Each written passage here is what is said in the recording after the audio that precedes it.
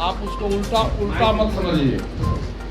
मैंने गृह मंत्री जी से मांग किया है कि बिहार की जो स्थिति है, लॉ एंड ऑर्डर की जो स्थिति है, रामनवमी पर जो घटनाएं घटी है, उसकी पूरी रिपोर्ट महामहिम राज्यपाल से रिपोर्ट ले लें।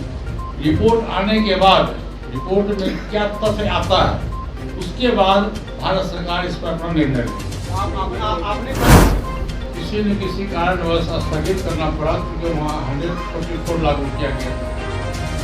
तो ये बिहार के लिए पूरे शर्मनाक की बात है और पूरे देश में इसका जो मैसेज गया है वो बहुत ही नेगेटिव मैसेज गया है बिहार सरकार के खिलाफ।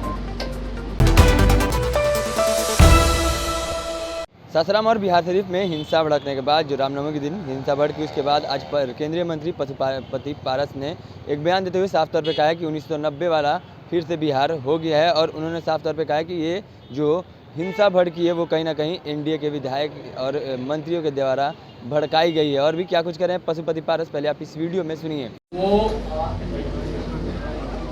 1990 से लेकर 2005 तक की जो बिहार की स्थिति थी कैसा महसूस हो रहा है। और अब बीते दिनों देखे हुए रामनवमी के जुलूस में घटनाएं घटी और सरकार के द्वारा एनडीए गठबंधन के मंत्रियों पर आरोप लगाया जा रहा है कि उन लोगों ने ऐसा किया, जबकि 100% गलत है। सरकार अपनी विफलता को छिपाने के लिए और सरकार ने जानबूझकर इस तरह की घटनाएं सरकार के द्वारा कराया गया, क्योंकि हमारे परम आदरणीय गृह मंत्री जी का कार्यक्रम था सासाराम में और कई जगह प्रोग्राम था उनका, तो इस ढंग से ये कराया गया जिससे उनका प्रोग्राम सफल नहीं हो, प्रोग्राम रुक जाए। और बिहार सरकार मुख्य दर्शक बन के देखती रही और भारत सरकार के गृह मंत्री जी का प्रोग्राम किसी न किसी कारणवश स्थगित करना पड़ा क्योंकि वहाँ 144 लागू किया गया। तो ये बिहार के लिए पूरे शर्मनाक की बात है और पूरे देश में इसका जो मैसेज गया है वो बहुत ही नेगेटिव मैसेज गया है बिहार सरकार के खिलाफ। और देखिए, नीतीश कुमार जी गठबंधन में 17 वर्ष से एनडीए गठबंधन के पार्ट थे, एनडीए गठबंधन में थे और एनडीए गठबंधन ने उन पर विश्वास किया और कम सीट मिलने के बावजूद भी उनको बिहार का मुख्यमंत्री बनाया गया। और बिहार की जनता ने नीतीश कुमार जी को एनडीए गठबंधन के लिए ही अपना मत दिया था, न कि आरजेडी में जाने के लिए दिया था। और इसके पहले भी आप देखे हुए कि 2015 में भी नीतीश जी आरजेडी गठबंधन में गए थे और कुछ दिनों के बाद फिर वहां से वापस आ गए और ये बोल के आए कि अब मैं कभी जिंदगी में जब तक मैं राजनीति करूंगा तब तक मैं कभी आरजेडी गठबंधन में नहीं जाऊंगा। फिर भी दोबारा वो चले गए। आज बिहार का प्रशासन पंगु बन गया है। इसका एक कारण है कि नीतीश जी अपने को कमजोर महसूस करते हैं और बिहार का जो पदाधिकारी है वो भी नीतीश जी को कमजोर मुख्यमंत्री मानता है, बेसहाय मुख्यमंत्री मानता है। और कोई भी डिसीजन लेने के पहले अपने भाषण में देखते होइएगा कि नीतीश जी तेजस्वी यादव की तरफ देख के ही बोलते हैं। तो ये बिहार के लिए बहुत ही दुर्भाग्य है और मैं भारत सरकार से मांग करूंगा कि बिहार की जो लॉ एंड ऑर्डर की स्थिति है, गृह मंत्री से इसमें आग्रह करूंगा कि यहाँ के जो महामहिम राज्यपाल हैं इनसे रिपोर्ट मंगावें कि बिहार की रियल स्थिति क्या है। यहाँ के लॉ एंड ऑर्डर बहुत ही खराब है। रोज डकैती, रोज लूट, हत्याएं हो रही है, बैंक रॉबरी हो रहा है और बिहार सरकार इसमें बिल्कुल ही विफल साबित हुआ है। इसलिए मैं माननीय गृह मंत्री से आग्रह करूंगा कि बिहार की ताज़ा स्थिति के बारे में वो रिपोर्ट मंगावें और फिर भविष्य में जैसा हो वैसा किया जाए। दूसरा, आज जो प्रेस कॉन्फ्रेंस करने का मुख्य उद्देश्य है घर में थे, अब कुछ कारणवश कुछ नाराजगी हुई होगी, कुछ दिनों के लिए चले गए, दूसरे दल में चले गए। मैं नाम नहीं लेना चाहता हूँ किस दल में गए हैं, दूसरे दल में चले गए।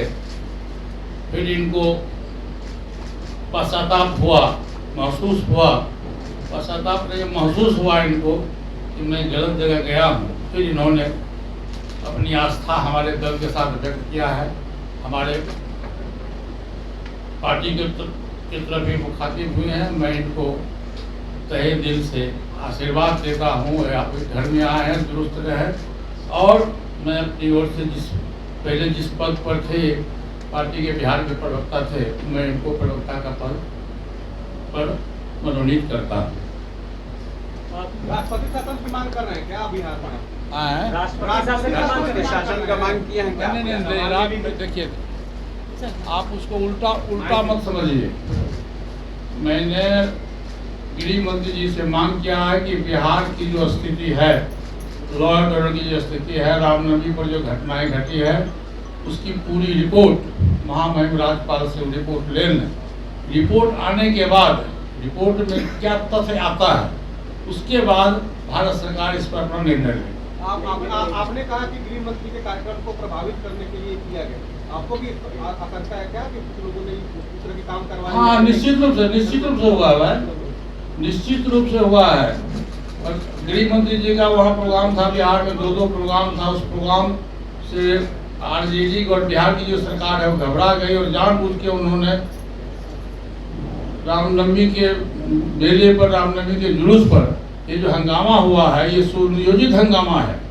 और प्रशासन मुख्य दर्शक बन के बैठी रही। नहीं तो नीतीश कुमार ये कहे हैं, ये जो बिहार जला है, इसके पीछे कौन है, कौन बीटिंग काम कर रहा है, कौन? अरे भाई, तो मैं तो कह रहा हूँ गृह मंत्री जी से कि आप इसकी जांच करवा लीजिए। नीतीश कुमार से हम जांच नहीं करावेंगे। हम यहाँ का झगड़ा है तो महामहिम राज्यपाल महोदय है, उनसे मैंने कहा है कि आप जांच कराइए और जांच कराने के बाद जो लोग दोषी होंगे उन पर कार्रवाई की जाए। लेकिन सर, मैं भी तो वही कह रहा हूँ जो आप कह रहे हैं। लेकिन सर, राज्यपाल का एक प्रोटोकॉल होता है। आप कह रहे हैं कि राज्यपाल अपनी रिपोर्ट दे, लेकिन राज्यपाल परसों एक कार्यक्रम में उन्होंने ये कहा कि प्रधानमंत्री जी को 74% जनता चाहती है कि वो फिर से प्रधानमंत्री रहें। ये राज्यपाल कैसे कर सकते हैं? राज्यपाल देश का नागरिक नहीं है क्या? नागरिक हो सकते हैं। पहले सुनिए, सवाल क्या है? पहले सुनिए, ये मौलिक अधिकार है। हर एक व्यक्ति का मौलिक अधिकार है। देश का जो नागरिक है उसको मौलिक अधिकार है। आप उसके अधिकार का हनन नहीं कर सकते। पहले वो देश का नागरिक है, तब दूसरे में वो राज्यपाल है। बिहार सरकार की जांच से संतुष्ट क्यों नहीं है आप? ये बताइए, बिहार सरकार की जांच से संतुष्ट क्यों नहीं? बिहार सरकार की जांच से संतुष्ट नहीं है। बिहार सरकार खुद अभियुक्त है। बिहार सरकार के रहते हुए, मुख्यमंत्री के रहते हुए, प्रशासन के रहते हुए घटनाएं घटी है, तो इसलिए जो अभियुक्त है उससे हम जांच कैसे करा रहे हैं? जो निष्पक्ष बॉडी है उससे जांच कराने की बात हो रही है। या तो इसकी जांच सीबीआई से हो, इसकी जांच सेंट्रल एजेंसी से हो। लेकिन सर, महागठबंधन सरकार का आरोप तरीके से किया जा रहा है। महागठबंधन सरकार का आरोप है कि विपक्ष ने ऐसा किया। मेरा आरोप है कि बिहार सरकार ने ऐसा किया। आप इसकी जांच करा दे लीजिए। मैं तो जांच की बात कर रहा हूँ ना।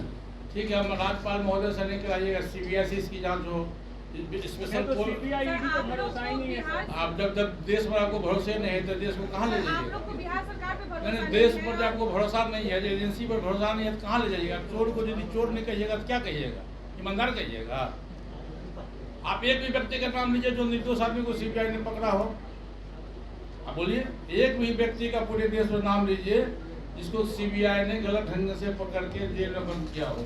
जो दोषी है, सुनिए, जो दोषी है उस पर सीबीआई कार्रवाई कर रही है। कोर्ट का अपना जो डिसीजन होता है, सीबीआई का अपना जो डिसीजन होता है, उसमें सरकार का कुछ लेना देना नहीं है। आप एक भी व्यक्ति का नाम बताओ जो व्यक्ति निर्दोष हो, उस पर सीबीआई कार्रवाई की हो। आप बताइए, आप ये प्रश्न पूछ रहे हो हमसे, आप बताइए कौन सा व्यक्ति है जिस पर सीबीआई ने गलत काम किया, ईडी ने गलत काम किया है? इसलिए देखिए, देश चलता है संविधान से, देश चलता है नियम कानून से। जो दोषी होगा उसको सजा मिलेगा, जो निर्दोष होगा वो मुक्त हो जाएगा। धन्यवाद। तो आपने सुना पशुपति पारस को, उनका साफ तौर पे कहना है कि ये 1990 वाला बिहार फिर से बन गया है और जो भी हिंसा हुई है वो कहीं ना कहीं एनडीए के मंत्रियों के द्वारा करवाई गई है। और उन्होंने साफ तौर पे कहा है कि यहाँ बिहार की जो प्रशासन है वो निकम्मी है और वो सीबीआई जांच की मांग करे। जी हाँ, वो केंद्रीय जांच की एजेंसी की मांग कर रहे हैं। और भी क्या कुछ कह रहे थे पशुपति पारस, आपने इस वीडियो में सुना। ऐसी तमाम खबरों के लिए जुड़े रहे हमारे चैनल इनसाइड के साथ। तब तक के लिए धन्यवाद।